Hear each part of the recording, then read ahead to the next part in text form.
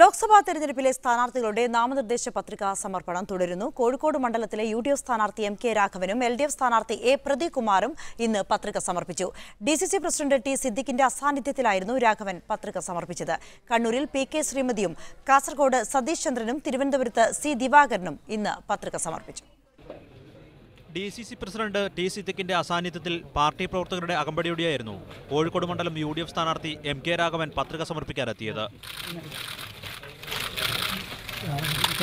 രാഘവന് പിന്നാലെ എൽ.ഡി.എഫ് സ്ഥാനാർത്ഥി എ. പ്രദീപ് കുമാറും പത്രിക സമർപ്പിച്ചു.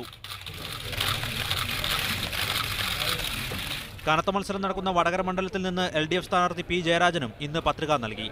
ഒജിയം രക്തസാക്ഷി മണ്ഡപത്തിൽ പുഷ്പാർച്ചന നടത്തിയ ശേഷമാണ് ജയരാജൻ പത്രിക സമർപ്പിച്ചത്. കണ്ണൂരിലെ എൽ.ഡി.എഫ് സ്ഥാനാർത്ഥി പി.കെ. ശ്രീമതിയും കാസർഗോഡ് മണ്ഡലം എൽ.ഡി.എഫ് സ്ഥാനാർത്ഥി സതീഷ് ചന്ദ്രൻ, തിരുവനന്തപുരത്ത് എൽ.ഡി.എഫ് സ്ഥാനാർത്ഥി സി. ദിവാകരനും ആറ്റിങ്ങൽ മണ്ഡല സ്ഥാനാർത്ഥി എ. സമ്പത്തും, ആലപ്പുഴയിൽ നിന്ന് എ. എം. ആരിഫും, ആലത്തൂരിൽ നിന്ന് പി.കെ. ബിജു, എറണാകുളം മണ്ഡലം എൽ.ഡി.എഫ് സ്ഥാനാർത്ഥി പി. രാജീവും ഇന്ന് പത്രിക സമർപ്പിച്ചു.